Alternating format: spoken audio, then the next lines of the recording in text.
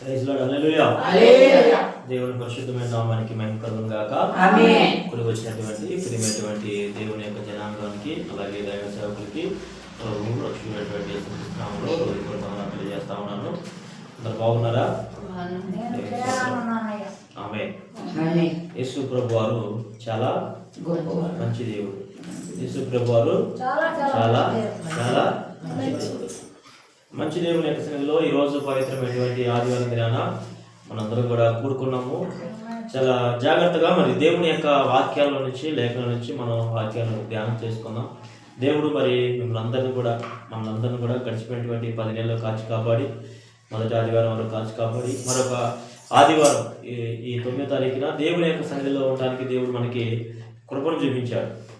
మనం బతికున్నామంటే నిజంగా మన యొక్క జ్ఞానము, మన యొక్క ఆరోగ్యము, మన యొక్క శక్తి కాదు, కానీ దేవుని యొక్క మహాకృప. ఆమె దేవుని కృప లేకపోతే మనము ఏమి చేయలేము, మన వల్ల ఏమీ కాదు. ఆమె కాబట్టి ఈ సమయంలో దేవుడు ఈరోజు మనతో మాట్లాడవలసినటువంటి మాటల కొరకు మనం సిద్ధపడదండి. మత్తయి సువార్త 7వ అధ్యాయం 7వ వచనం. మత్తయి సువార్త 7వ అధ్యాయం 7వ వచనాన్ని ఒకసారి మనం చదువుకుందండి. అడుగుడి మీకు ఇయ్యబడును, అడుగుడి మీకు ఇయ్యబడును, వెతకుడి మీకు దొరుకును, వెదుకుడి మీకు దొరుకును, తట్టుడి మీకు తీయబడును. తట్టుడి మీకు తీయబడును, అడుగు ప్రతివాడును పొందును, వెతుకువానికి దొరుకును, వెదుకువానికి దొరుకును, తక్కువానికి తీయబడును. తట్టువానికి తీయబడును. చాలా ఈరోజు వాక్య లేఖనం ఏంటంటే అడుగు వాటిని అనుగ్రహించే దేవుడు, ఆమేన్. అడిగే వాటిని అనుగ్రహించేటువంటి దేవుడు. అయితే మనం అడుగుతున్నాం కానీ చాలా విషయాల్లో చాలా మంది పొందుకోలేకపోతున్నారు. కారణం ఏంటి? దేవుడు ప్రభువారిని మనం అడిగితే ఆయన ఏకుండా ఉంటారా అంటే కాదు. కానీ ఇక్కడ వాక్యం ఏం చెప్తుంటే అడిగేవాడికి ఇస్తానంటున్నాడు, కానీ మనం అడుగుతున్నాం, కానీ ప్రభు ఈకో కూడా దాచిపెడుతున్నాడు. మనం పొందుకోలేకపోతున్నాం. కారణం ఏంటి అంటే మన జీవితాల్లో ఎక్కడో ప్రభు వారికి నచ్చినటువంటి కార్యాలు ఉన్నాయి. హల్లెలూయా. హల్లెలూయా. మన జీవితంలో వ్యక్తిగతమైనటువంటి మన బ్రతుకులో మనం జీవిస్తున్నటువంటి జీవిత విధానంలో ప్రభువుకి నచ్చినటువంటి అసహ్యమైనటువంటి కార్యాలు మన బ్రతుకుల్లో మన జీవితాల్లో ఉంటున్నాయి. అందుకని మనం అడుగుతున్నా కానీ మనం వాటిని ఏం చేయలేకపోతున్నామంటే పొందుకోలేకపోతున్నాం. దేవుడు వచ్చి అన్యాయస్తుడు కాదండి. దేవుడు అన్యాయస్తుడు కాదు. దేవుడు మాట ఇస్తే తప్పడు, ఆయన నెరవేరుస్తాడు. పరిస్థితులు ఎలా ఉన్నా, స్థితిగతులు ఏమై ఉన్నా ఆయన మాట ఇస్తే నెరవేర్చేటువంటి దేవుడు. అయితే ఇక్కడ మనం చదువుకున్నటువంటి లేఖనాల్లో ఈ 7వ అధ్యాయం 7వ వచనంలో అన్నాడు అడుగుడి మీకు ఇవ్వబడి అన్నాడు, అడగమంటున్నాడు. మనం చాలా సందర్భాల్లో అడిగాం, కానీ కొంతమంది పొందుకోలేకపోతున్నారు, కొంతమంది పొందుకున్నారు. బైబిల్లో అడిగి పొందుకున్న వారిని మనం కొద్దిగా చూద్దాం ఈరోజు. చదువుతండి ఆదికాండం 32వ అధ్యాయం 24వ వచనం నుంచి 30వ వచనం వరకు మనం చదువుకుంటే, ఆదికాండం 32వ అధ్యాయం 24వ వచనం నుంచి 30వ వచనం వరకు మనం చూసుకుంటే అక్కడ ఒక భక్తుడు కనపడతా ఉన్నాడు. ఆదికాండం 32వ అధ్యాయం 24వ వచనం నుంచి చదువుతాడు. ఒక నరుడు తెల్లవారు వరకు అతనితో పెనుగులాడెను. తాను అతని గెలవకుండుట చూసి తొడగూటి మీద అతనిని కొట్టెను. అప్పుడు అతడు ఆయనతో పెనుగులాడుట వలన యాకోబు తొడగూడు పసిలెను. ఆయన తెల్లవారుచున్నది కనుక నన్ను పోనిమ్మనగా అతడు నీవు నన్ను ఆశీర్వదించితేనే కాని నిన్ను పోనీయనెను. ఆయన నీ పేరేమని అడగగా అతడు యాకోబు అని చెప్పెను. ఈయన మనం చూసినట్లయితే యాకోబు దేవుణ్ణి ఆశీర్వదించమని అడిగాడు. వాళ్ళు వింటున్నారండి? వినాలా? దేవుని యొక్క వాక్యం వినాలా, వింటేనే మీకు అర్థమయ్యేది. యాకోబు వచ్చేసి దేవుణ్ణి ఆశీర్వదించమని అడిగాడా లేదా? ఇప్పుడు మనం చదువుకున్న వాక్యం మనం విన్నాం కదా, ఆశీర్వదించమని అడిగాడు. ఏ సందర్భంలో అడిగాడంటే ఆయన దేవుడితో పెనుగులాడుతూ, అనగా మన భాషలో చెప్పాలంటే ప్రార్థన చేస్తూ అడుగుతున్నాడు. ఆమేన్. ఆమేన్. ఈరోజు మనం చాలా సందర్భాల్లో దేవుడు సన్నిధికి వచ్చి ప్రార్థన చేసేటువంటి ప్రార్థన తక్కువ అవుతా ఉంది. అందుకే మనం అడిగిన చాలా విషయాలు ప్రభు ఇవ్వలేకపోతున్నాడు, లేదంటే మనం పొందుకోలేకపోతున్నాం. యాకోబు జీవితాన్ని మీరు ఒకసారి ఆలోచన చేసుకుంటే, ఆ యొక్క నది దాటడానికి ముందుగా 32 అధ్యాయంలో ఒక నది ఉంటుంది. అక్కడ అదంతా నేను ఇప్పుడు మీకు వివరించను, కానీ ఆ నది దగ్గరకు వచ్చిన తర్వాత యాకోబు దేవునితో పెనుగులాడుతున్నాడు, ప్రార్థన చేస్తున్నాడు, ప్రయాసపడుతున్నాడు. ఆ రాత్రి అంతా దేవుని దగ్గర అడుగుతా ఉన్నాడు. నా ప్రియ సంగమా, ఈరోజు మనం కూడా చాలా మంది ఏం చేస్తామంటే, ప్రభు దగ్గర అడగడానికంటే కూడా మనుషుల దగ్గర మనం అడగడానికి ప్రయత్నం చేస్తాం. తప్పలేదు, అడగండి. మనుషుల దగ్గర అడగండి, కానీ దానికంటే ముందు దేవుని దగ్గర అడగండి. హల్లెలూయా. నువ్వు దేవుని దగ్గరికి వెళ్ళి అడిగిన తర్వాత దేవుడు నీకు ఒక ఆలోచన ఇస్తాడు, నువ్వు ఏం చేయాలని ఆలోచన ఇస్తాడు. నువ్వు దేవుడితో అడిగిన తర్వాత వేరే మనిషితో నువ్వు ఏదైనా అడగాలనుకున్నప్పుడు దేవుడు ఆ మనిషిని యొక్క హృదయంలో కార్యం చేస్తాడు. ఆమేన్. హల్లెలూయా. మనం బైబిల్ గ్రంథంలో చూసుకుంటే నెహెమ్యా ఒక వ్యక్తి ఉన్నాడు. ఆయన యెరూషలేము యొక్క దేవాలయపు గోడలు పడిపోయి కట్టాలని ఆశ కలిగి ప్రార్థన చేస్తున్నాడు. దేవుడికి మొరపెడుతున్నప్పుడు దేవుడు ఆ దేశపు రాజుతో మాట్లాడాడు. అంటే మనుషులను అడగటం తప్పు కాదు, కానీ మొదటగా ప్రార్థన అయితే మనుషులకు కాదు, కానీ మొదటగా దేవునికి ప్రార్థన ఇచ్చి దేవుని దగ్గరికి వెళ్ళి ప్రార్థన చేస్తూ దేవుని దగ్గర మనం మొరపెడుతూ దేవుని దగ్గర అడిగిన తర్వాత నెక్స్ట్ స్టెప్ దేవుడు మనకు ఒక ఆలోచన ఇస్తాడు. వీళ్ళ దగ్గరికి వెళ్ళి ఆలోచన ఇస్తాడు. ఆ తర్వాత మనం అడిగితే దేవుడు వాళ్ళ హృదయాన్ని ప్రేరేపణ చేస్తాడు. కాబట్టి ఖచ్చితంగా అక్కడ సక్సెస్ అవుతాం, అక్కడ విజయం పొందుకుంటాం, అక్కడ మనం కావాల్సింది పొందుకుంటాం. హల్లెలూయా. ఈరోజు మనుషులు ఏం చేస్తారంటే దేవుని దగ్గర అడగడానికి ముందుగా మనుషులు వాళ్ళకి నచ్చిన వాళ్ళందరి దగ్గర ఫస్ట్ వాళ్ళకి ఎక్కడెక్కడి నుంచి సహాయం వస్తుందో, ఎవరెవరు మనకు సహాయం చేయగలుగుతారు, ఎవరెవరు మనకి ఇవ్వగలుగుతారు అని అందరి దగ్గర అడుగుతారు. సహాయం చేయగలిగిన వాళ్ళు కూడా ఆ సమయంలో సహాయం చేయరు. మన నమ్మకం వాళ్ళ మీదే ఉంటుంది, సహాయం చేస్తారు అనుకుంటా, కానీ ఆ సమయంలో వాళ్ళు సహాయం చేయరు. ఎందుకంటే నువ్వు దేవుని దగ్గరికి వెళ్ళా, ప్రభు దగ్గర ఫస్ట్ అడగట్లా, నువ్వు మనుషుల సహాయం అడుగుతున్నావు. మనుషుల సహాయం వ్యర్థం రా అంటాడు. ఏమంట? మనుషుల సహాయం వ్యర్థం. యాకోబు దేవుని సన్నిధిలో పెనుగులాడాడు, రాత్రంతా అడిగాడు. అప్పుడు అడుగుతున్నప్పుడు దేవుడు అన్నాడు, నీకు ఏం కావాలయ్యా, నీకేం కావాలి? నాకు ఆశీర్వాదం కావాలన్నాడు. ఆమేన్. యాకోబు ఏం కావాడు? ఆశీర్వాదం అంటే ఏంటిది తెలుసా? ఆశీర్వాదం అంటే ఏం తెలుసా? మనం బ్రతికొంటే ఆశీర్వాదం అండి. ఆమేన్. హల్లెలూయా. ఆశీర్వాదం అంటే ఏంది? యాకోబు దగ్గర గొర్రెలు లేవనుకున్నావా, లేకంటే ఆస్తి లేదనుకుంటున్నారా, అంతస్తు లేదనుకున్నారా? భయంకరంగా ఉంది ఆయన దగ్గర. మరి ఇంకా ఆశీర్వాదం కావాలనుకుంటున్నంటే కారణం ఏంటంటే తను బ్రతికొంటే ఒక ఆశీర్వాదం. చాలా మందికి సత్యం తెలియదు. మనం ప్రాణంతో ఉంటాం చూడండి, అదే ఒక ఆశీర్వాదం. మనం ఆరోగ్యంగా ఉంటాం చూడండి, అదే ఒక ఆశీర్వాదం. మన శరీరంలో ఏ విధమైనటువంటి అనారోగ్యం లేకుండా ఉంటాం చూడండి, అది ఒక ఆశీర్వాదం. నీకు శరీరంలో ఎక్కడైనా కానీ గుండె నొప్పి కానీ, లేకంటే లివర్ కానీ, కిడ్నీలు కానీ, లేకంటే ఏదైనా డ్యామేజ్ అయితే నువ్వు సంతోషంగా ఉండగలుగుతావా? నువ్వు ఆనందంగా ఉండగలుగుతావా? ఉండలేవు. హాస్పిటల్ చుట్టూ తిరుగుతూ ఉంటాం, కొన్ని రోజులు హాస్పిటల్లోనే భర్త అయిపోతాం, హాస్పిటల్లోనే ఉండిపోతాం, మనం సంపాదించినంత హాస్పిటల్గా పెట్టేస్తాం. ఆశీర్వాదం ఎందుకు యాకోబు అడుగుతున్నాడంటే తనకు ఒక శత్రువు అనగా తన అన్న తన తరుమురానికి వస్తున్నాడు, తను చంపడానికి వస్తున్నాడు. ఇప్పుడు నా ఆశీర్వాదం ఏంటంటే నా అన్న చేతుల నుంచి తప్పించుకోబడాలి, నేను బ్రతికుండాలి, నా పిల్లల్ని నేను చూసుకోవాలనుకుంటే, నాకు ఇచ్చినటువంటి భార్యను చూసుకోవాలనుకుంటే, నాకు ఇచ్చిన సంస్థ నేను చూసుకోవాలంటే, ఇవన్నీ చూడాలంటే నేను బ్రతికుండాలి కదా. ఎంత ఉంటే నాకేం ప్రయోజనం నేను చచ్చిపోయాక? నువ్వు ఎంతైనా ఆశీర్వాదం ఏం ప్రభా, నేను బ్రతకలేకపోతే ఏం ప్రయోజనం? కాబట్టి నాకు ఆశీర్వాదాన్ని దయచే. ఆశీర్వాదం ఏంటంటే నా ప్రాణం ఉంది.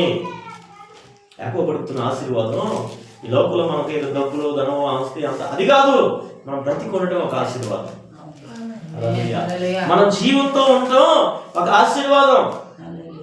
అందుకే దావీదు ఒకసారి అంటాడు, మన్ను నిన్ను స్తుతిస్తాదయ్యా, మట్టి నిన్ను స్తుతిస్తాదా? స్తుతించలేదు. నేను జీవంతో ఉంటే నేను స్తుతిస్తా. ఆమె అంటే మనం బ్రతికున్నప్పుడు, మనం జీవంతో ఉన్నప్పుడు మనం దేవుడిని స్తుతిస్తాము, దేవుడిని ఆరాధన చేస్తాం, దేవుడిని గణపరుస్తాం, దేవుడు చేసిన మేలుని సాక్షిగా ప్రకటన చేస్తాం. ఇది దేవుడు చేసే కార్యం. కాబట్టి దేవుడి దగ్గర మనం ఈ విధమైనటువంటి ఆశీర్వాదాన్ని అడగాలి. ఇదే యాకోబు అడిగాడు అనమాట. ఈరోజు దేవుడు మనం అడిగిన వాటిని అనుగ్రహించేవాడు. దేవుడికి యాకోబు అడిగినటువంటి జవాబు మంచిగానే ఉంది. దేవుడు ఆయనకి అది అనుగ్రహించాడు. హల్లెలూయా. అదే ఆయనకి అనుగ్రహించాడు. ఆ తర్వాత అక్కడ అంటాడు, నీ పేరేంటి అని అడుగుతాడు.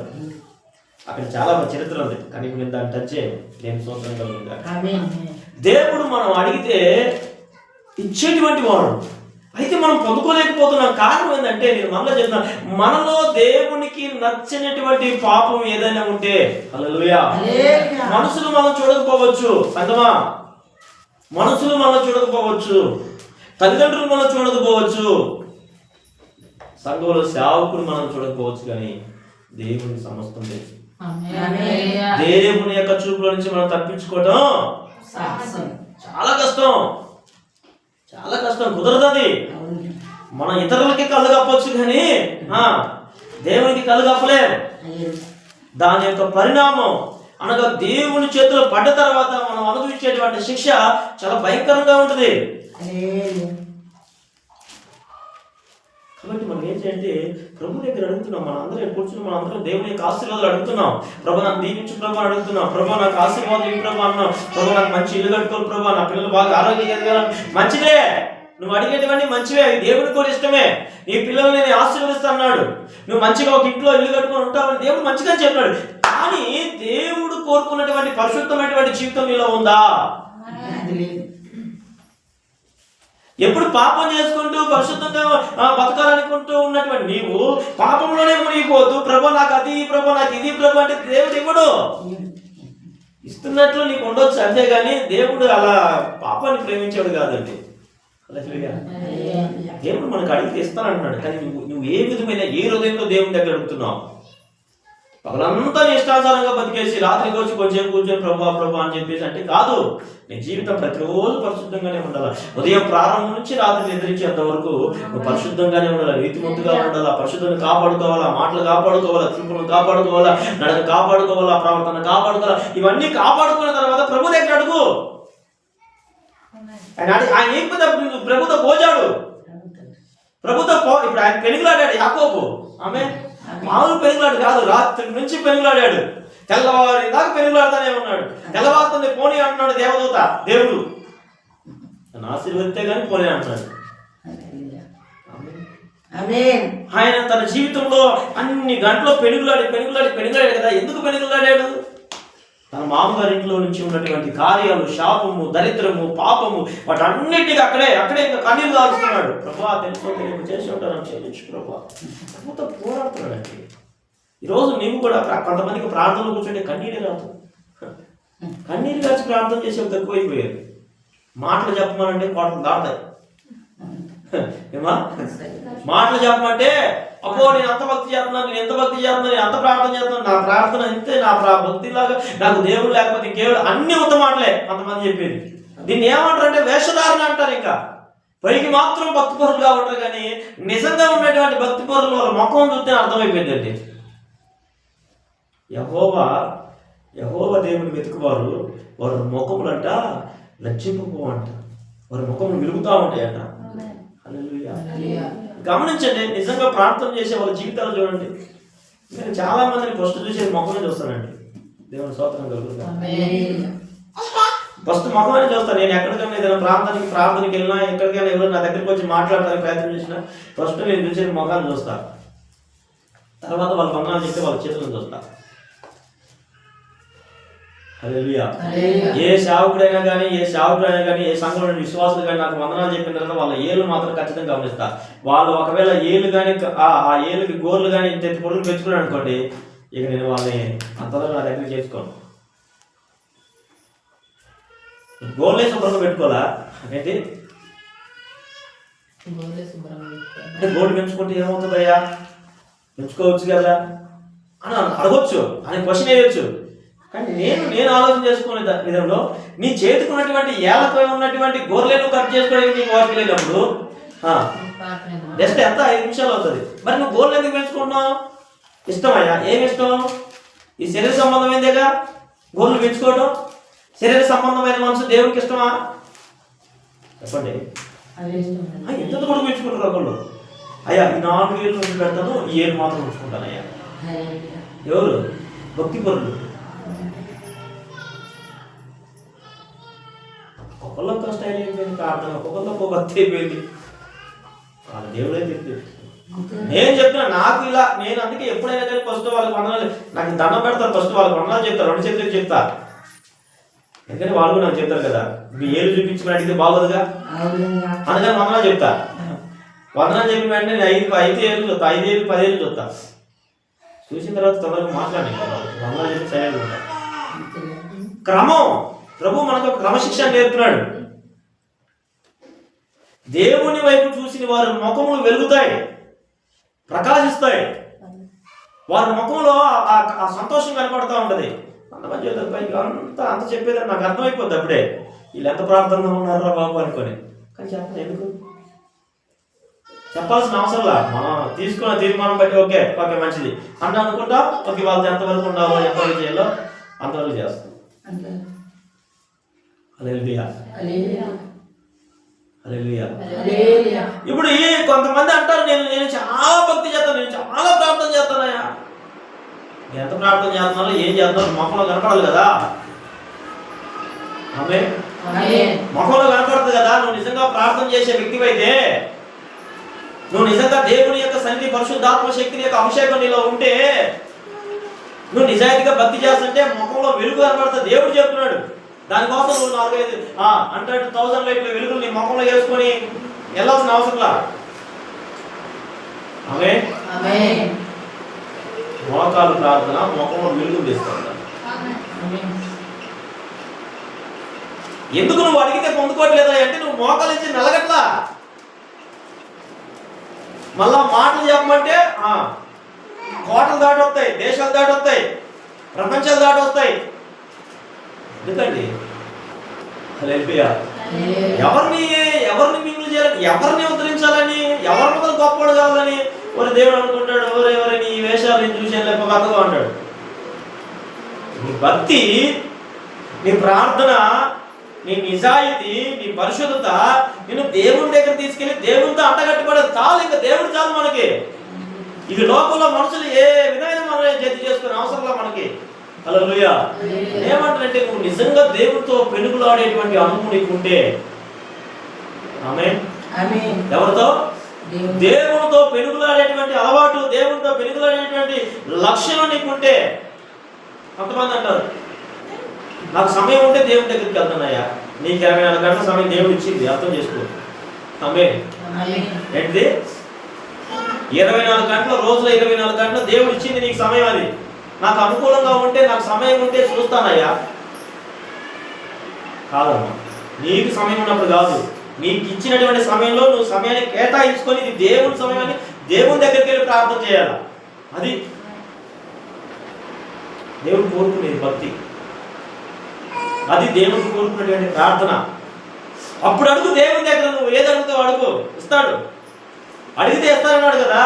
నీ ఇష్టానుసారంగా హృదయంలో కల్ముషం పెట్టుకొని, హృదయంలో ద్వేషం పెట్టుకొని, హృదయంలో పాపం పెట్టుకొని, హృదయంలో అశుద్ధత పెట్టుకొని, హృదయంలో ఇతరులకు క్షమించిన తత్వం పెట్టుకొని, హృదయంలో ఇంకొకరి మీద సారీలు చెప్పుకుంటూ, ఇంకొకరి గురించి చెడ్డగా మాట్లాడుకుంటూ, వాళ్ళు ఎట్లా అయిపోవాలా, వీళ్ళు ఎట్లా అయిపోవాలి, ఇవన్నీ చెప్పుకుంటూ వచ్చి ప్రభువా నన్ను దీవించు, నా పిల్లలు దీవించాయంటే యేసు ప్రభు లాగా పీకుతాడు.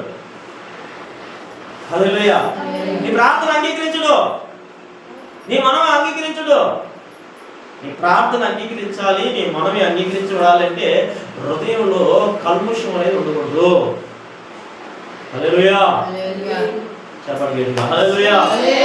దేవుడు మంచివాడండి, ప్రభు మంచివాడండి.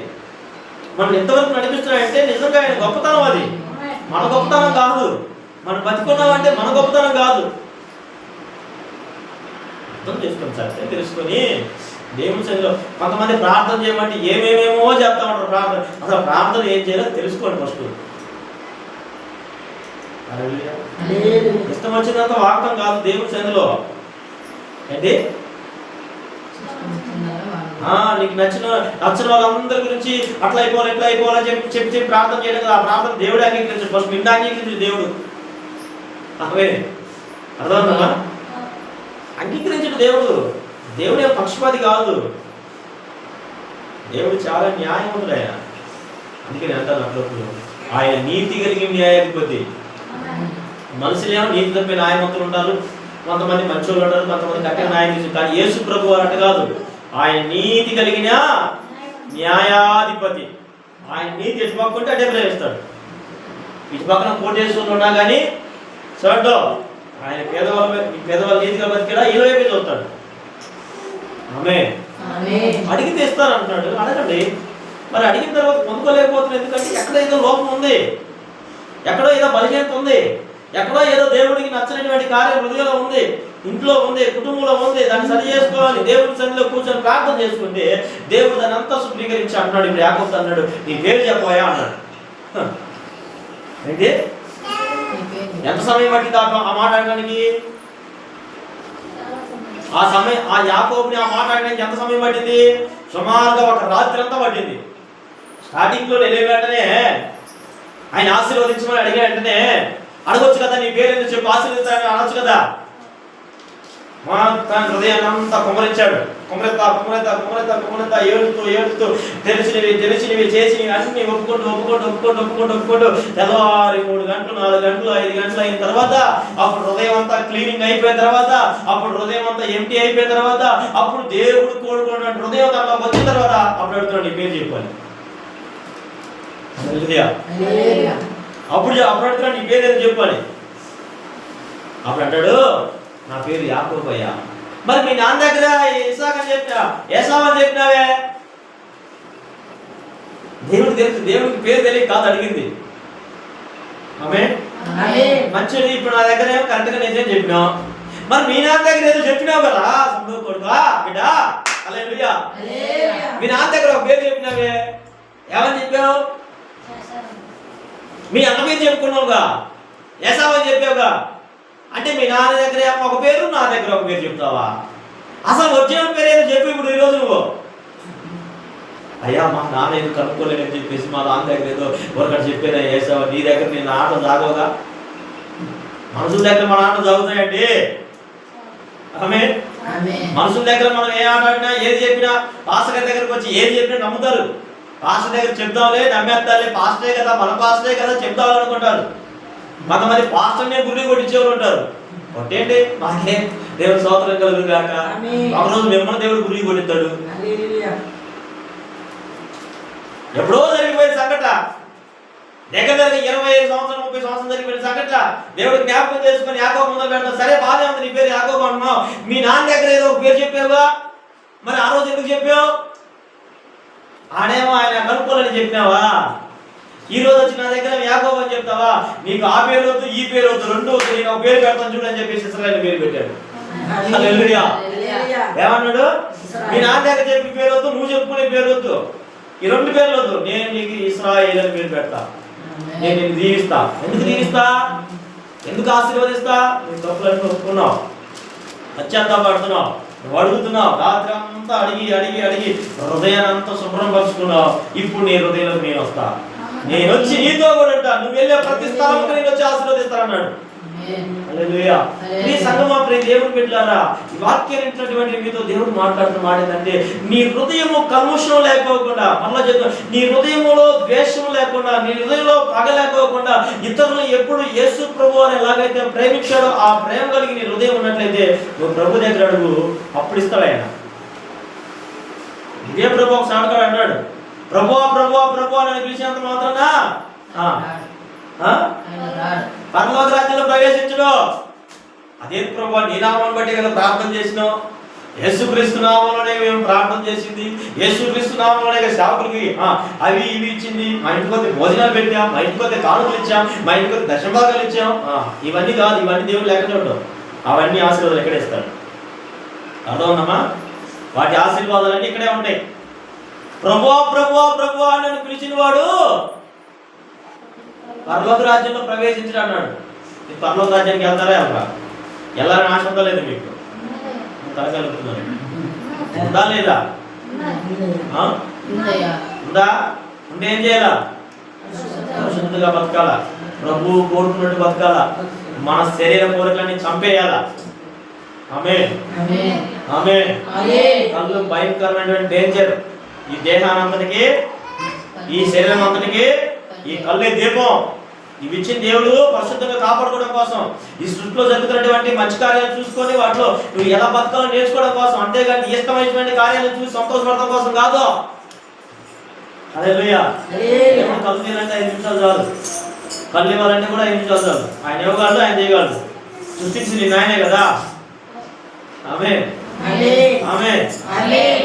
మన శరీర క్రియలన్నిటి కూడా ఏం చేయాలి? శరీర కార్యాలన్నీ చంపేయాలి. శరీర క్రియలన్నీ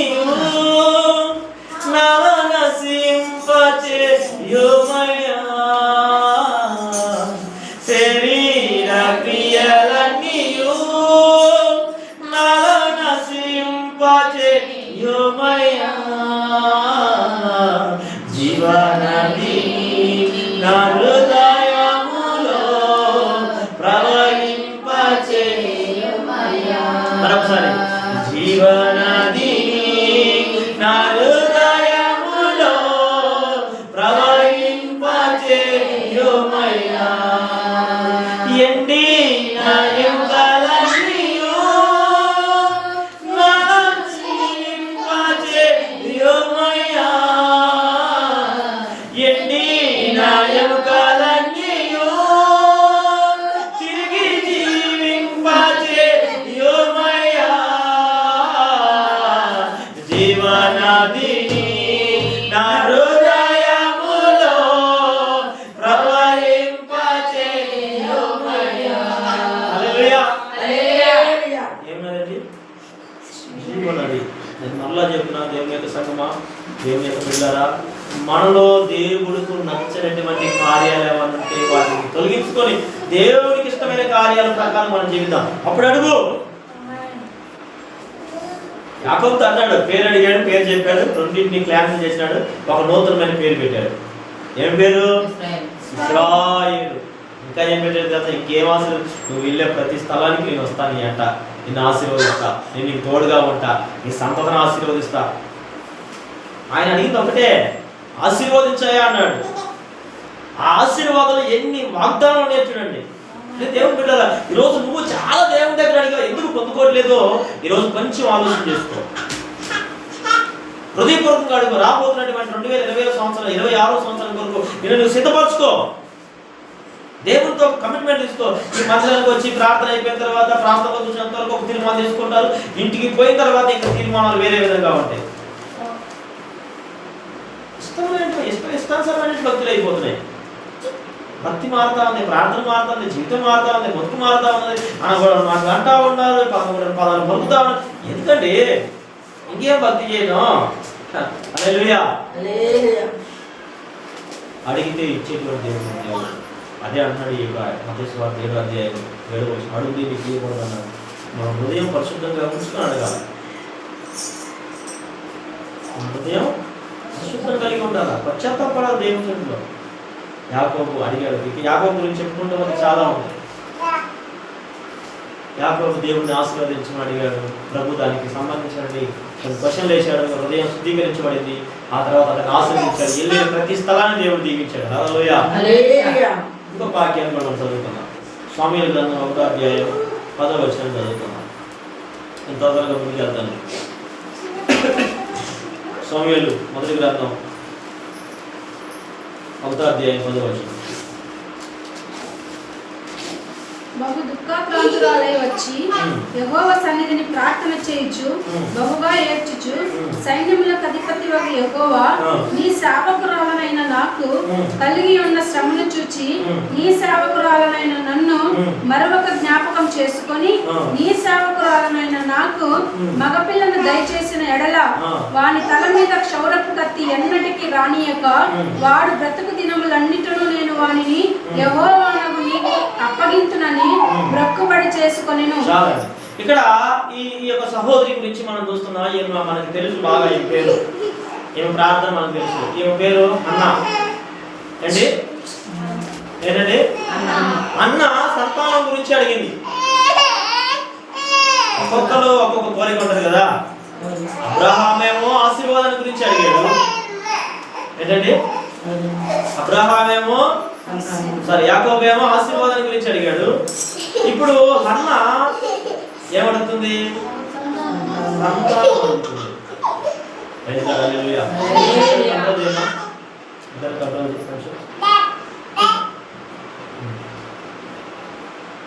అన్న వచ్చేసి సంతానం అడుగుతుంది. దానికి ముందు, సంతానానికి ముందు ఒక మాట అడుగుతుంది, నీ సేవకురాలైన నన్ను మరొక జ్ఞాపకం చేసుకో అంటాడు. మర్చిపోయేటట్టుగా దేవుడు ఉంటాడా? ఉన్నాడు. ఇశ్రాయేలుని కాపాడువాడు కొనకడు నిద్రపోడు అని చెప్తుంది వాక్యం. ఇప్పుడు ఇశ్రాయేలుకి సంబంధించినటువంటి స్త్రీ కదా ఈమె, ఈ అన్న. మరి మరొక అంటే దేవుడు మర్చిపోయే విధంగా ఈమె ఏమైనా చేసిందేమో. ఇప్పుడు మర్చిపోవద్దయ్యా, నన్ను మర్చిపోవద్దయ్యా, నువ్వు మర్చిపోతే నేను బ్రతకలేనయ్యా, ఫస్ట్ నన్ను మర్చిపోకుండా జ్ఞాపకం చేసుకో. నాకు ఒక మగబిడ్డది. దేవుడు అన్నా చేసిన ప్రార్థన ఆలకించాడు. ఆమె మనవక జ్ఞాపకం చేసుకో అన్న మాటని జ్ఞాపకం చేసుకున్నాడు. అప్పుడు అక్కడ ఆమె పశ్చాత్తాపడుతుంది. దేవుని స్తోత్రం కలుగుగా. దేవుడు తన తప్పులు ఒకవేళ తెలిసినవో తెలియనివో ఏవో చేసి ఉండొచ్చు, మాట్లాడవచ్చు, కానీ ఒప్పుకుంది. అతనికి ఒప్పుకుంది, మరచిపోవద్దయా అంటుంది.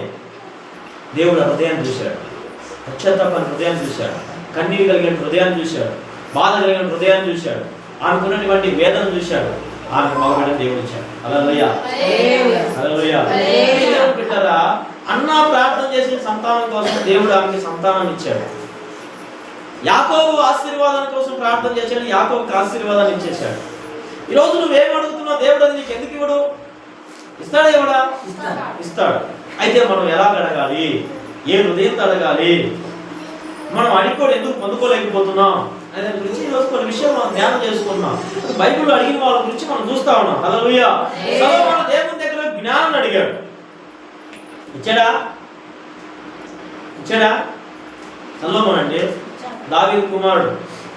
దావీదు తర్వాత రాజు అయినటువంటి సొలొమోను మహాజ్ఞానం కలిగిన వాడు. హల్లెలూయా.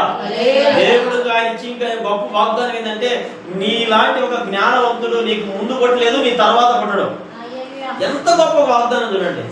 ఇక పుట్టలేదండి. దేవుడు సొలొమోను అడిగినటువంటి ప్రార్థన దేవుడికే ఇష్టమైపోయింది.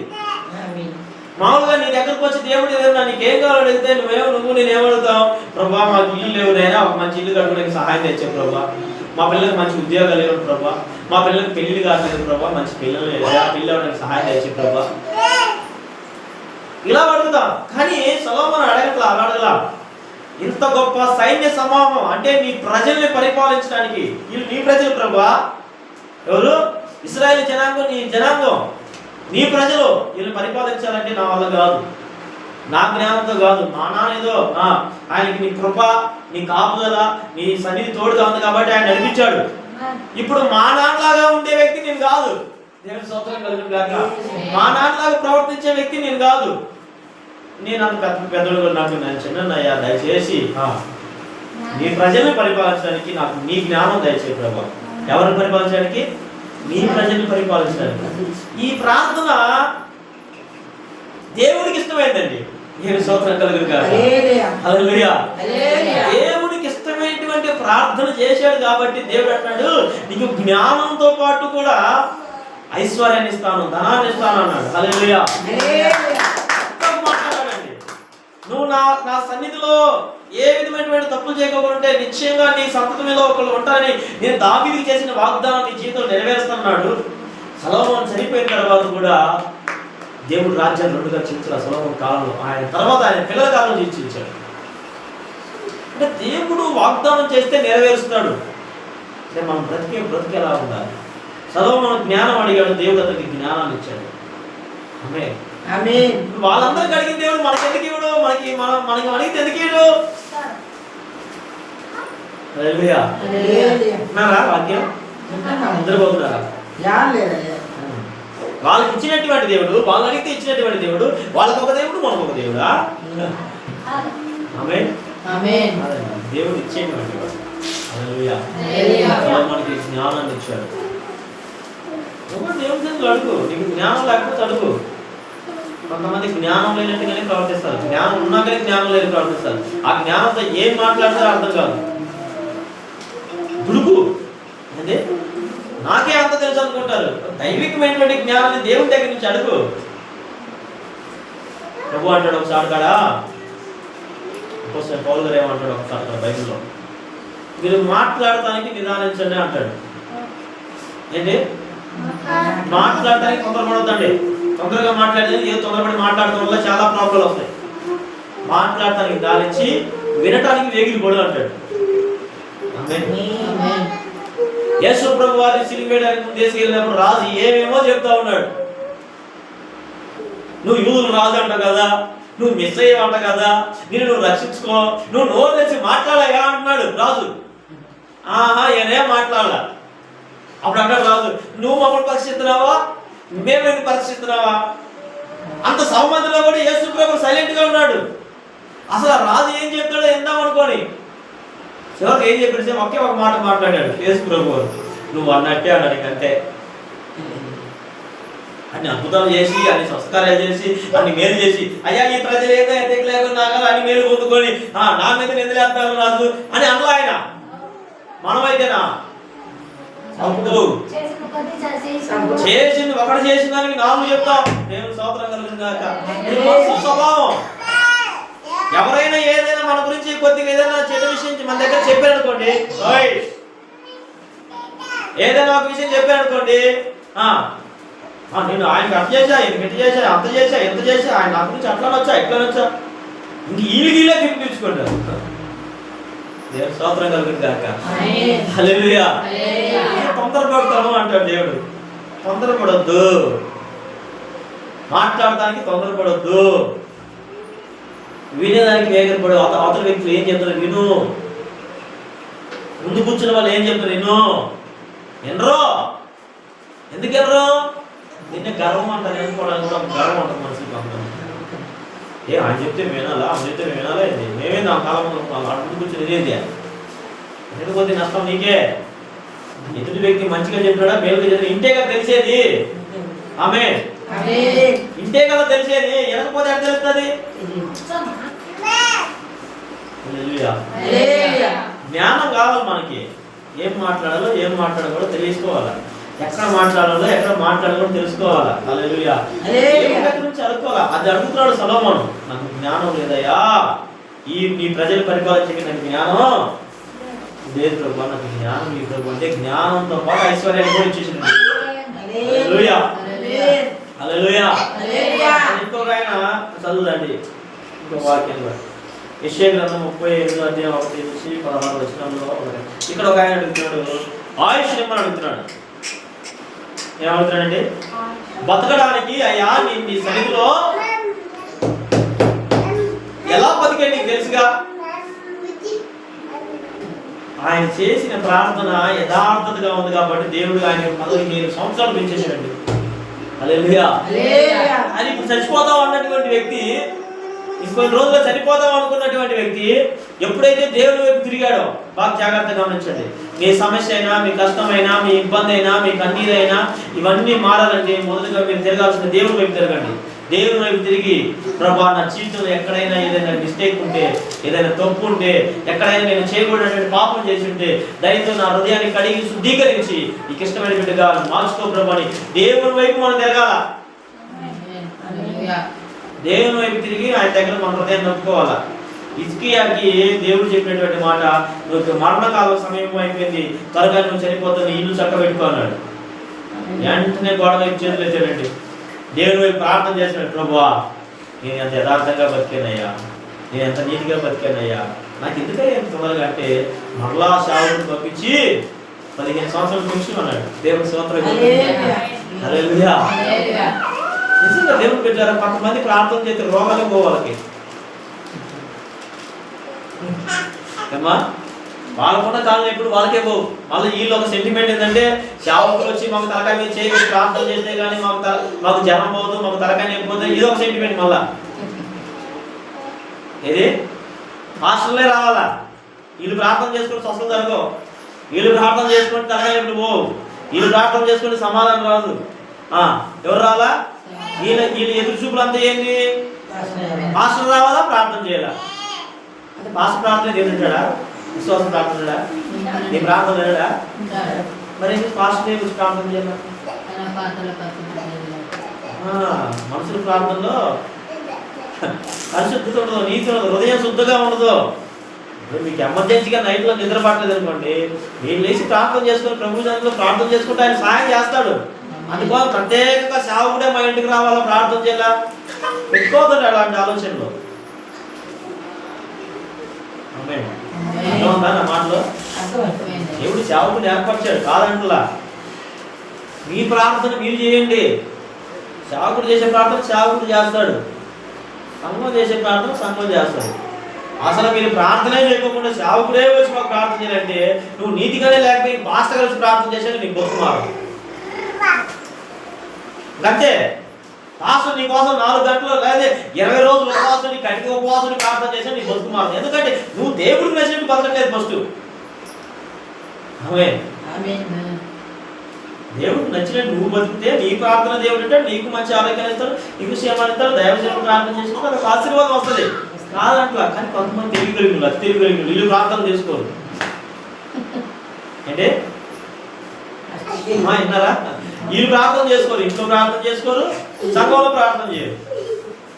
కానీ దేవుడు కార్యం చేసి హృదయం శుద్ధిగా ఉంటే, హల్లెలూయా, హృదయం పరిశుద్ధంగా ఉంటే. హిజ్కియాకి మరణకాలం వచ్చింది, హిజ్కియా ప్రార్థన చేశాడు. ఆడ యెషయా ప్రవక్త వచ్చి ప్రార్థన చేసి, నీకు ఇంకో 15 సంవత్సరాలు ఈ ప్రభువా, అయ్యా ఈయన రాజు కదయ్యా, ఈయన నీతిగా బతికాడు కదయ్యా, ఈయన పరిశుద్ధంగా బతికాడు కదయ్యా, అయ్యా ఇంత తొందరగా చంపేస్తే ఎట్లాగయ్యా అని చెప్పేసి ప్రవక్త అయినటువంటి దైవజనుడైనటువంటి యెషయా ప్రార్థన చేయాల వచ్చాడు, సమాచారం చెప్పాడు, వెళ్ళిపోతా ఉన్నాడు. ఈయన తిరిగి దేవుడి వైపు తిరిగి చేతులెత్తి ప్రార్థన చేస్తే అప్పుడు మళ్ళా దేవుడు ఆయన పంపించాడు. నీ జీవితాన్ని సరి చేసుకోవడానికి దేవుడు ఒక సేవకుని పంపిస్తాడు. అయితే నీ ప్రార్థన నువ్వు చేయి, నువ్వు చేసామా నువ్వు చేయి. అప్పుడు యెషయా వచ్చి చెప్తున్నాడు, దేవుడు నీకు ఇంకా 15 సంవత్సరాల ఆయుష్కాలం ఇచ్చాడు, నీ ఇల్లు చక్కబెట్టుకో, సంతోషంగా జీవించన్నాడు. అడిగితే ఇచ్చేవాడండి మన దేవుడు. కానీ మనం అడిగితే ఇంకా పొందుకోవాలి. అట్లా కారణం ఏందో ఉంది, పెద్దది పట్టుకోవడం పడవలే, చిన్నది కూడా కాదు. హల్లెలూయా. హృదయం నుంచి బయటకు రావాలి. చేస్తే ఏమవుతుందిలే, చూస్తే ఏమవుతుందిలే, చేసి చూడు. ఒక రోజు గట్టికి పడతాడు చూడండి, దెబ్బకు కనబడకుండా పోతాడు. యేసు రక్తమే చేయ ఏం చెప్పట్లా,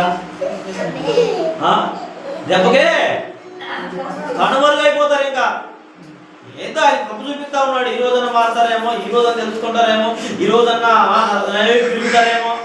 ఆయన ప్రభు చూపిద్దంటే మనోళ్ళకి కొంతమందికి ఇది ఆనందం అయిపోయింది. నన్ను ఎవరు చూడలేదు, నన్ను ఎవరు మాట్లాడలేదు, నాతో ఎవరు మాట్లాడే ఉన్నారు. దేవుని స్తోత్రం కలుగును గాక. హల్లెలూయా. సమయం వచ్చిందంటే గొడ్డల దగ్గర చెట్టు మొదటి ఏళ్ళలో గొడ్డలు పెట్టాడంట. యేసు ప్రభు దగ్గర ప్రయాసపడతా ఉన్నాడు ఆయన. ఈ సంవత్సరం కూడా అవకాశం అయ్యా, ఈ దినమన్న అవకాశమే అయ్యా, నేను దాన్ని సరి చేస్తాను, చెట్టుని సరి చేస్తాను అంటున్నాడు ఆయన. నువ్వేమో ఇష్టానుసారంగా ఇక నేను నా యొక్క ఇల్లు ఏదన్నా మనం బతుకుతున్నాం కొంతమంది. వాడిని కంట్రోల్ చేయమని చెప్పిన. అది రికార్డ్ అవుతుంది. కొద్దిగా స్వామి కొద్దిగా వాడిని కొంచెం ఆధీనంలో ఉంచుకో.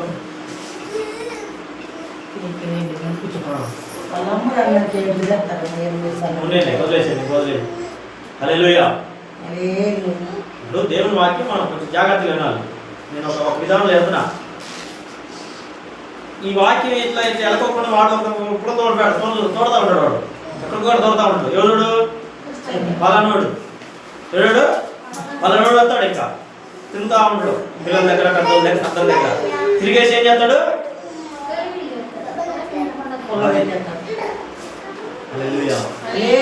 రేపు ఆదివారం నేను మధ్యలో ఉంటాను నాకు తెలియదు. నాకు నేను వచ్చిన శ్రద్ధగా వినాలి వాక్యం. దేవుడు నాకు మీకు మధ్యలో ఒక వాక్యం చెప్పి అవకాశం ఇచ్చినాడు. ఇప్పుడు అవకాశాన్ని ఉపయోగించుకోవాలి. మీరు మీ ఇష్టానుసారంగా ఆలోచనలు పిల్లలు మంచి వాళ్ళే, కానీ వాడు వస్తూ ఉంటాడు. వాళ్ళు మనం స్వాధీనం ఉంచుకోవాలి. ఈ వాక్యం రికార్డ్ అవుతూ ఉంది. లేకపోతే నేను యూట్యూబ్లో పెడతా, ఏదో ఒకరు చూస్తూ ఉంటాడు. వాళ్ళకి ఉపయోగకరంగా ఉంటుంది. ఏమో దేవుడు చెప్తాం, రేపు ఏం జరగవచ్చో ఏం జరగకపోవచ్చో తెలియదు. మాటలన్నా రికార్డ్ చేసి ఉంటాయిగా.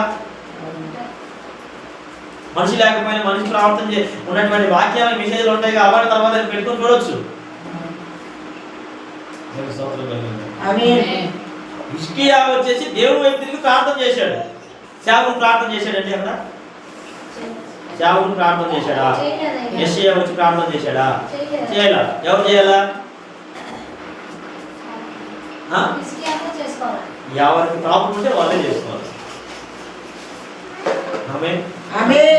ఎవరికి ప్రాబ్లం ఉంటే వాళ్ళు చేసుకోవాలి. అప్పుడు జవాబు దేవుడు సేవకు ద్వారా పంపిస్తాడు. ఒక్కళ్ళ కొరకు ఒకరు ప్రార్థన చేసుకోమన్నాడు. అది వేరే విషయం. కానీ ఇక్కడ కష్టమో ఇబ్బంది కన్నీరు వచ్చినప్పుడు నువ్వు ప్రార్థన చేయి. నువ్వు ప్రార్థన చేయకుండా నీ ఇష్టానుసారంగా ఉండి పాస్టర్ గారు ప్రార్థన చేస్తానులే, మా పాస్టర్ గారు ప్రార్థన చేసి చెప్తానులే, ఏం పాస్టర్ చెప్పారు ప్రార్థన చేసి మీరు చూడదా చూడగలుగుతాం. అయ్యా మా పక్షం దేవుడు ఏం మాట్లాడాడే చెప్పయ్యా. ఇంకా 66 పుస్తకాలు బైబిల్ చెప్తాను దాని చదువు చాలు. హల్లెలూయా. 66 పుస్తకాలు బైబిల్ గ్రంథాన్ని చేర్చించాడండి. దాంట్లో వాక్యం చదువు. నీకు అవసరం వచ్చిన మాట దాన్ని మరొక దేవుడు మాట్లాడతాడు. నువ్వు దీన్నే పక్కన పెట్టేసి మరలా ప్రత్యేకంగా అయ్యా నాకు దేవుడు ఏం చెప్పాడయ్యా అంటే మనుషులు మైండ్లు విశ్వాసం యొక్క మైండ్లు అన్నీ కూడా మారిపోతున్నాయి. భక్తిలో లేదు, ఇప్పుడు ప్రార్థనలో ఎదగట్లా, భక్తిలో ఎదగట్లా, దేవుని మీద భయం ఎదగట్లా. వస్తాడు పాస్టర్ వచ్చేందుకు ఇంకా ఆయన ఏం చెప్తే అదే పట్టుకోవడం. ఇంకంతే, ఇంకా ఆయన ఏం చెప్తే అది నమ్మడమే.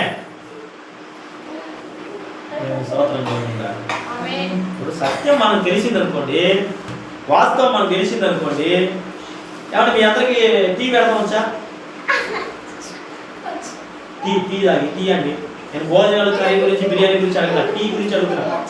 వచ్చి కదా టీలో పాలు, తర్వాత టీ పొడి, చక్కెర ఇవన్నీ వేసి కలిపి స్టవ్ మీద పెడితేనే అది టీ అవుతుంది. ఇది మీకు తెలిసిన సత్యం. లేదండి నేను పాలలో కారం పొడి వేస్తానండి అంటే ఏమవుతుంది? కారం పొడి వేసి కొత్తగా ట్రై చేస్తానంటే కొంచెం చక్కెర కూడా వేస్తాను సార్, అవును మీరు తాగదు సార్ అంటే ఏమన్నాను? ఏమన్నారమ్మా? ఇప్పుడు నీకు టీ పెడతాం తెలిసినప్పుడు టీ చక్కగా పెడతాం, తెలియనప్పుడు ఏం చేయాలా? తెలుసుకోవాలా కదా, అవునా కదా?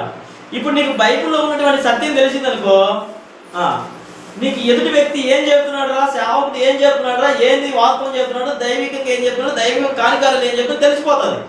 నీకు ఈ సత్యమే టీ పెట్టడం తెలియపోయింది అనుకోండి, ఇక నీకేం తెలుస్తుంది? టీ పెడతాం రాదు, ఇక నువ్వేం చెప్తావు? దేవుని స్తోత్రం కలుగుతుంది. మొత్తం రెండు వచ్చేసి టీ నేర్పుతాను రామ్మా అంటే దీన్ని తీసుకెళ్ళాను అనుకోండి, ఆ కారపొడి అంటే కారపొడి వేస్తావు, ఉప్పేమంటే ఇక తాగినాడు ఎక్కడికి ఇంకా రాడు, నువ్వు పిలిచినా రాడు. ఎందుకంటే బైబిల్ ఎందుకు సత్యం, బైబిల్లో దేవుడు సత్యాన్ని నిలబెట్టాడు. నీకు మొత్తం ప్రార్థన చేయి.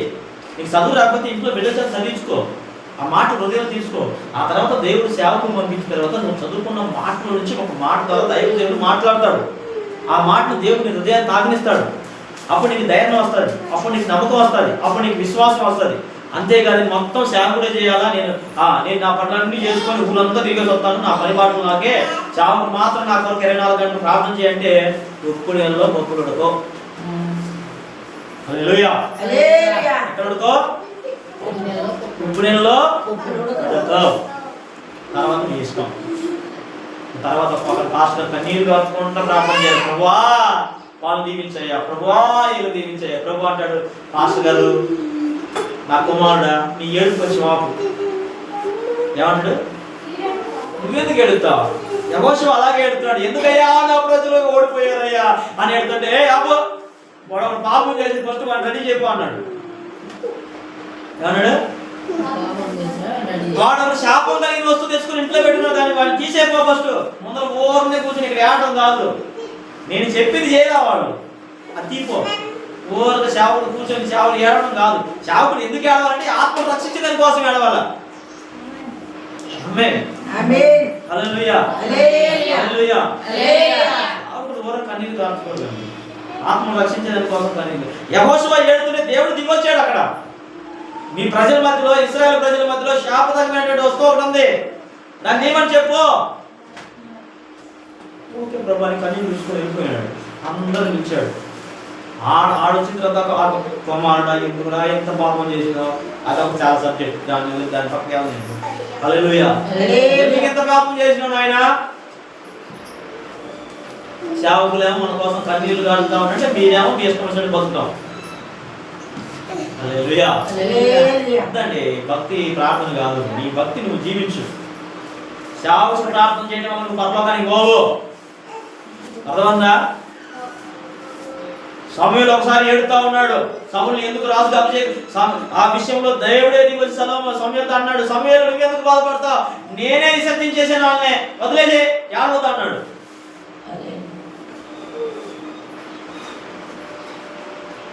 ఆమేన్ ఆమేన్ ఆమేన్. హిజ్కియా గోడ వైపు తిరిగేసి తన కన్నీళ్లు గార్చుకుంటూ, ప్రభువా నేను నీ సన్నిధిలో ఎలా యథార్థంగా బతికానో నీకు తెలుసు కదయ్యా అని ప్రార్థన చేస్తే, హిజ్కియా చేసిన ప్రార్థన దేవుడు అంగీకరించానికి 15 సంవత్సరాలు ఆయుష్కాలం పంపించి భక్తుని పంపించాడు, సేవకుడు పంపించాడు. నా కుమారుడు పశ్చాత్తాపడ్డాడు, 15 సంవత్సరాలు ఆయుష్కాలం నీకు అన్నాడు. నువ్వు అలా ప్రార్థన చేసుకుని నీ దగ్గరికి దేవుడు సేవకులు పంపించి, ఇదిగమ్మా నువ్వు కష్టంలో ఉన్నా దేవుడు మాట్లాడినాడు, ఇదిగో నీకు దేవుడు ఈ విషయం చేయమని చెప్పినాడు, ఓకే ధైర్యంగా ఉన్నా చెప్తాడు. అసలు నీకు సత్యమే తెలియకోకుండా నీ ఇష్టానుసారంగా నువ్వు బతుకుతూ మాకు సేవకుడు ప్రార్థన చేయాలా, సేవకుడు మా ఇంటికి రాలా, ఇది ఒక నిధులు మళ్ళా పక్కన. హల్లెలూయా. ఎవరు పోయినా సేవకుడు పాపం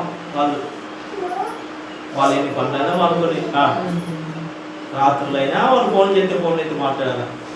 దేవుని స్తోత్రం కలుగుతుంది కాక. 12 గంటలకు ఫోన్ చేస్తారు, 1 గంటకి చేస్తారు.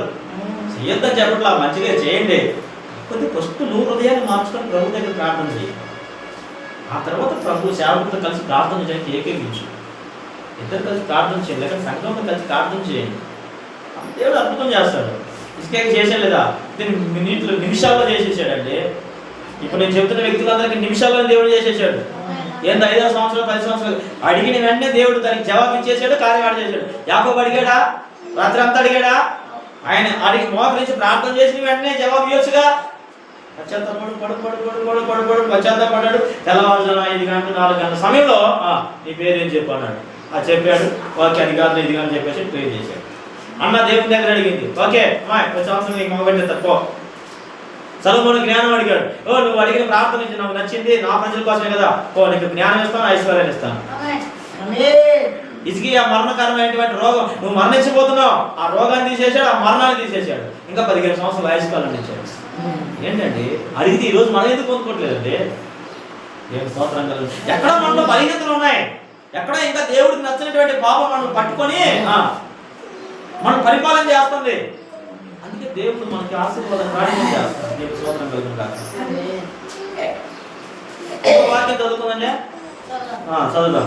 లోకాసు వార్త 23వ అధ్యాయం 42వ వచనం. అక్కడ ఒక దొంగ అడుగుతున్నాడు. దొంగ త్వరగా చదవాలమ్మా. లోకాసు వార్త 23వ అధ్యాయం 42వ వచనం. 42 43 త్వరగా చదువుతాం.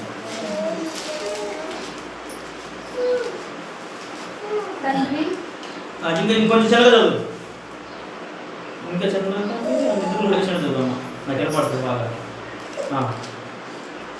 తండ్రి గిన్నె 23వ అధ్యాయం 42వ వచనం. 43వ వచనం లోకాసు వార్త. అప్పుడు పరలోకము నుండి ఒక దూత ఆయనకు కనబడి ఆయనకు బలపరచెను. ఆయన 23వ అధ్యాయం 42వ వచనం ఉంటుంది. లోకాసు వార్త చదువుతున్నావా?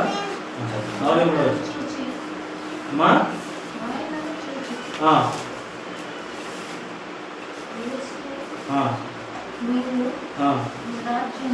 యేసు నీవు నన్ను నీ రాజ్యంలో జ్ఞాపకం చేస్తాయా అన్నాడు. చదువు ఎప్పుడైనా తీసినావు లేదు తల్లి? ఎక్కడెక్కడో చదువుతావు, ఏమేమి చదువుతున్నావు? దేవుని స్తోత్రం కలుగును కాక. చదువు చదవమ్మా. ఆయనను చూచి యేసు నీవు నా రాజ్యంలోనికి వచ్చినప్పుడు నన్ను జ్ఞాపకం చేసుకోమనెను. ఏమన్నాడు? ఏమన్నాడు? నీ రాజ్యంలోకి వచ్చినప్పుడు నీకు జ్ఞాపకం చేసుకున్నాడు. అప్పుడు యేసు ప్రభు ఏమన్నాడు? అందుకు ఆయన వానితో నేడు నీవు నాతోనే పరదేశంలోనే ఉంటావు. చాలండి. సులువైన దొంగ అడిగాడు లేదా? ఈ వాక్యం ప్రకారం అమ్మా ఉన్నదా?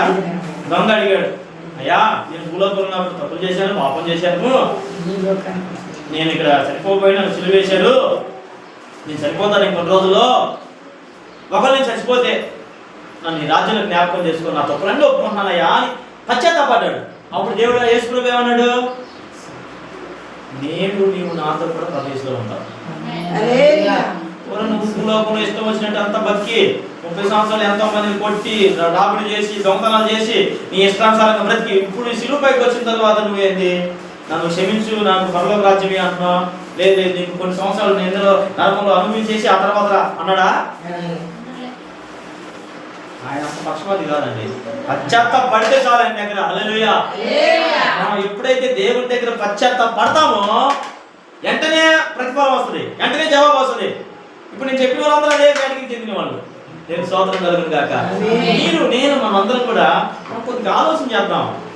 ఈ వాక్యాలని మనం పెట్టుకొని ప్రభు వాళ్ళకి చేసేది మనకి ఎందుకు చేయట్లేదంటే మన హృదయం ఎక్కడో దేవునికి నచ్చని కార్యాల విషయంలో వెళ్తుందేమో మనం సరి చేసుకున్నాం. ఏం చెప్పలేము. దేవుడు దగ్గర ఈరోజే రావచ్చు, ఈరోజే మన ప్రాణం పోవచ్చు. ప్రాణం పోతే ఇంకెందుకండి? ఎంత ఆస్తుంటే ఏమి, ఏం సంపాదన ఉంటే ఏమి? ప్రాణం పోయిన తర్వాత మనం మోక్ష రాజ్యానికి వెళ్ళి చేరాలి, పరలోక రాజ్యానికి పోయి చేరాలి, ప్రభు దగ్గరికి పోయి చేరుకోవాలి. హల్లెలూయా. అందుకోసమే కదా మనం భక్తి చేస్తుంది, అందుకోసమే కదా భూలోకంలోని శ్రమలు వచ్చి తట్టుకుంటుంది, అందుకోసమే కదా కొన్ని సమయంలో తినడానికి లేకపోయినా, ఉండటానికి లేకపోయినా, కట్టుకోవడానికి లేకపోయినా త్యాగం చేసి సేవ చేస్తుంది సేవకులు. అందుకోసమే కదా ఎన్ని అవమానాలు పడ్డా కానీ అయినా పర్లేదు ప్రభు సన్నిధిని విడవని చెప్పేసి విశ్వాసంతో దేవుని మందిరానికి వస్తాం. అందుకోసమే కదా ఆ మోక్షరాజ్యాన్ని వెళ్ళేటువంటి తత్వం కలిగి ఈ పాప స్వభావం ఇంకా మనం బతికి వేషధారులుగా మనం ఉంటే ఏం ప్రయోజనం అండి? హల్లెలూయా. హల్లెలూయా. ఈ రోజైనా రేపైనా దేవుని దగ్గరికి వెళ్ళి చేరుకునేటువంటి ఆ లిస్టులో మనం ఉండాలి. ప్రభు అన్నాడు, నువ్వు నాతో కూడా పరదేశంలో ఉంటావు అన్నాడు. అక్కడ లేదు. దేవుని స్తోత్రం కలుగుగాక. ఆమేన్. హల్లెలూయా. హల్లెలూయా. ఇంకొక వాక్యం చూపిస్తాను. అపోస్తలుల కార్యం 16వ అధ్యాయం 30వ వచనం. నేను దీంట్లో ఎక్కువ లోపలికి వెళ్ళను, ఇంకొకసారి దేవుని చిత్తంతో మాట్లాడతాను. 16వ అధ్యాయం అపోస్తలుల కార్యం 16వ అధ్యాయం 30వ వచనంలో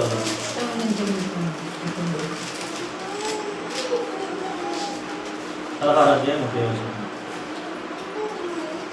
వారిని వెలుపలికి తీసుకొని వచ్చి అయ్యలారా రక్షణ పొందుటకు నేనేం చేయవలెను? జైలు అధికారుడు చెప్తున్నాడు ఏమని?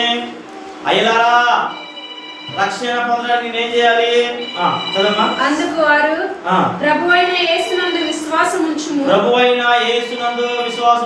అప్పుడు నీవును నీ ఇంటి వారును రక్షణ పొందుదరని చెప్పి అతనికి అతని ఇంటనున్న వారందరికీ దేవుని వాక్యం బోధించిరి. చాలమ్మా. ఇక్కడ జైలు అధికారి ఏమడుగుతున్నాడు? రక్షణ అడుగుతున్నాడు. ఆమేన్. మీరు గమనించండి, ఇప్పుడు మనం చదివిన టాపిక్స్ ఆ విషయం ఏంటంటే అడిగితే దేవుడు అనుగ్రహిస్తాడు, అడిగిన వారికి దేవుడు అనుగ్రహిస్తాడు. అయితే మనం ఎలా అడగాలి అన్న ఉద్దేశంతో చెప్తున్నాను. మన హృదయం పరిశుద్ధంగా ఉంది, నిజంగా ఆసక్తి కలిగి మనం అడిగితే దేవుడు నిశ్చయంగా మనకు సహాయం చేస్తాడు. జైలు అధికారి అడుగుతున్నాడు, రక్షించబడతా నేనేం చేయాలయ్యా? వాళ్ళు ఏం చెప్పారు తెలుసా? ప్రభు అయిన యేసుక్రీస్తునందు విశ్వాసం ఉంచుము, అప్పుడు నీవును నీ ఇంటి వారు రక్షించబడతారు. హల్లెలూయా. రక్షించబడతారంటే భూలోకంలో ఒకటే కదండి, నరకం నుంచి తప్పించబడతారు, పాపం నుంచి విడిపించబడతారు, మోక్ష రాజ్యంలోకి వెళ్ళిపోయి చేస్తారు. హల్లెలూయా. బట్ ఇప్పుడు దాకా చెప్పిన వ్యక్తులందరి గురించి మనం విన్నాం, మనం కూడా అడుగుతున్నాం దేవుణ్ణి. అయితే కొన్ని సమయాల్లో మనం పొందుకోవట్లా. ఒకసారి మీరు ఆలోచన చేసుకోండి. దేవుని దగ్గర నేను అడిగి పొందుకోలేదు అంటే నాలో ఇంకా ప్రభువుకు నచ్చినటువంటి 1, 2, 3, 4, 5 ఎన్నోనే తెలియదు. ఉన్న వాటిని దేవుని దగ్గర ఒప్పుకొని హృదయపూర్వకంగా ప్రభువుని అడగండి, నిశ్చయంగా ప్రభు మనకు సహాయం చేస్తాడు. ఆమేన్. హల్లెలూయా. ప్రభు ఈ మాట ద్వారా మనల్ని మన సంఘంలో ఉన్నటువంటి విశ్వాసాలందరినీ ఆశీర్వదించి దీవించును గాక. ఆమేన్. ప్రార్థన చేసుకున్నాను. కళ్ళు మూసుకున్నాను. పరిశుద్ధుడా, ప్రేమ కలిగిన తండ్రి, కృపా కనికరం కలిగిన మా యేసయ్య, ఈ ఘనమైన నామానికి మహిమ ప్రభావం కలుగును గాక. ప్రభువైనటువంటి వాక్యాలన్నీ మా జీవితాల్లో, మా వినికిల్లో, మా